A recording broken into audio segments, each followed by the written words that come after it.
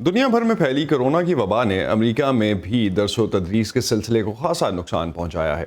امریکہ میں بیشتر گھرانوں کے لیے اسکول محض ایک درسگاہ نہیں ہے بلکہ کمیونٹی اور سوشل لائف کا ایک بڑا حصہ سمجھی جاتی ہے۔ کئی بچوں کے لیے ایتھلیٹک سینٹر ہے تو کئی غریب بچوں کے لیے جنہیں گھر میں کھانا ملے نہ ملے مگر اسکول میں کھانا مفت ضرور ملتا ہے۔ گزشتہ برس مارچ کے وسط تک زیادہ تر امریکی اسکولز نے اپنے دروازے کورونا کی عالمی وبا کی وجہ سے بند کر دیے تھے۔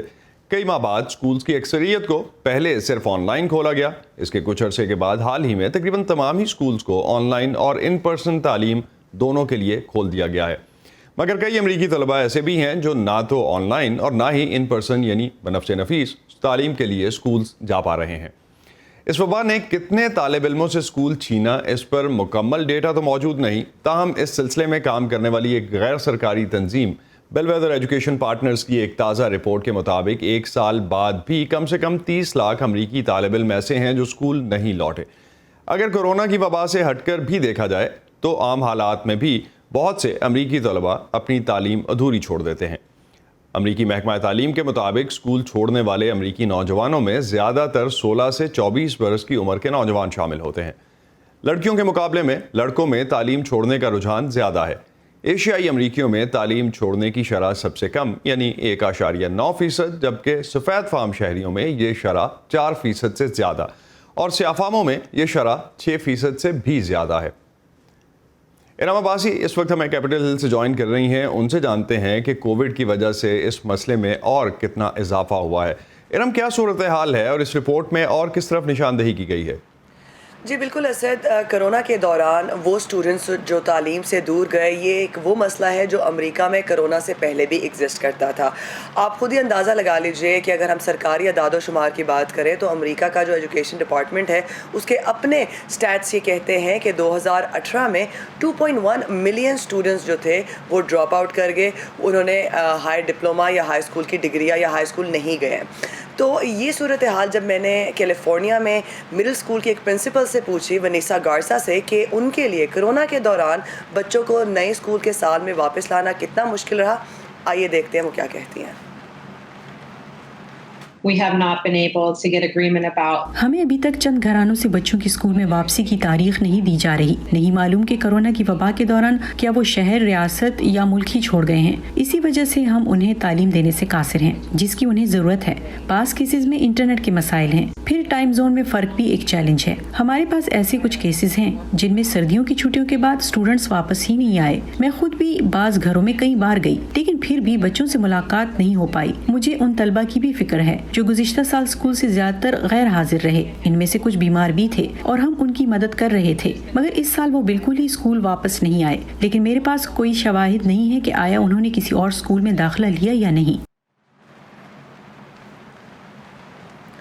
امریکہ میں اسکول چھوڑنے والے یا تعلیم چھوڑنے والے زیادہ تر بچوں کو مارجنلائز کمیونٹیز سے ان کا تعلق ہے، اور مارجنلائز اسٹوڈنٹس کہا جاتا ہے، جس کا مطلب یہ ہے کہ اس میں معذور بھی آتے ہیں، اس میں فاسٹر کیئر والے بچے بھی ہیں، اس میں بے گھر بچے بھی ہیں، اور اس میں وہ بھی شامل ہیں جو نئے تارکین وطن جو امریکہ آتے ہیں ان کے بچے ہیں۔ اور ایک جو بہت بڑا مسئلہ کرونا کے حوالے سے تعلیم سے دور جانے والے بچوں کا ہے وہ یہ ہے کہ ابھی تک ایگزیکٹ ڈیٹا اکٹھا نہیں کیا گیا، اور جس رپورٹ کو آپ نے دیکھا اس کو بنایا ہے بیل ویدر ایجوکیشن پارٹنرز نے، انہی سے میں نے بات کی کہ اگر ڈیٹا موجود نہیں ہے تو انہوں نے کس طرح سے اسکول ڈراپ آؤٹس کی وجوہات پتہ کی ہیں۔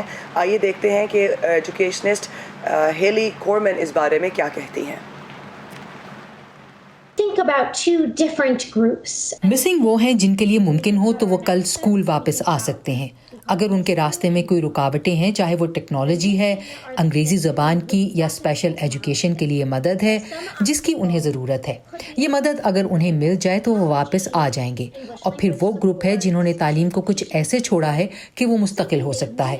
یہ 17، 18، 19 سالوں کے وہ نوجوان ہیں جو گریجویشن کے قریب تھے۔ ان میں سے کئی اب ملازمتیں کرنے لگے ہیں، ان کے خاندان کا کوئی ایک رکن کورونا سے بیمار یا ہلاک ہو گیا ہے، لیکن گھر کا کرایہ تو دینا ہے، گھر والوں کو پیسوں کی ضرورت ہے، تو وہ اپنے خاندانوں کے لیے پیسہ کمانے میں مدد کر رہے ہیں۔ और इनके लिए अगर कल स्कूल खुल जाएं तो भी वो नहीं जा सकते। How is that going? तो इन बच्चों का मुस्तकबिल क्या होगा, माशरे पर इसके असरात क्या होंगे? We know historically. हमने तारीखी तौर पर देखा है कि जब बच्चे हाई स्कूल में पहुंचकर तालीम छोड़ देते हैं तो वो दोबारा नहीं पढ़ पाते और दोबारा दाखिले की कोशिश भी नहीं करते। जो तलबा कोशिश करते भी हैं उनमें से बहुत कम हाई स्कूल की तालीम मुकम्मल कर पाते हैं। फिर हाई स्कूल की डिग्री ना होने की वजह से उन्हें मुलाजमत के हसूल में चैलेंजेस का सामना करना पड़ता है। उनको अपनी वर्क लाइफ में हमेशा अंडर एम्प्लॉयमेंट और बेरोजगारी का सामना रहता है, जिसकी वजह से कम उजरत मिलती है। उन्हें अपने खानदानों के लिए पैसे की कमी, जबकि उनकी कम्युनिटीज के लिए टैक्स रेवेन्यूज में भी कमी का सामना रहता है। वो जहनी दबाव में मुब्तला रहते हैं जो अक्सर औकात नस्ल दर नस्ल चल सकता है। So, what would you propose? I mean, what's the... तो रियासत या कौमी सतह पर क्या हल है इस मसले का? And so understanding for each local community. Her community में ये मालूम करना होगा कि कौन स्कूल से गायब है और क्यों, ताकि उसके मुताबिक मौसर हल तलाश किया जाए। बहुत से मकामी समाजी कारकुन और असातिज़ा मकामी सतह पर मेहनत कर रहे हैं, मगर उन्हें मदद की ज़रूरत है।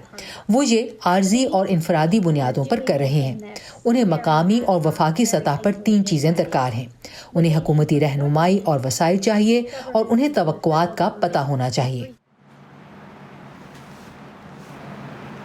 अमेरिका में मुकम्मल स्कूल खोलना या स्कूल ड्रॉप आउट्स का मसला हल करना जो बाइडेन की इंतज़ामिया के लिए एक अहम मसला है और उन्होंने अवाम से ये वादा कर रखा है कि वो अपने पहले 100 दिन में इन मसाइल पे गौर करेंगे, यूनियन से मुलाकात करेंगे ताकि अमेरिका में तालीम के निज़ाम को बेहतर और स्ट्रॉन्ग बनाया जा सके। जी असद, बहुत शुक्रिया इरम आपका।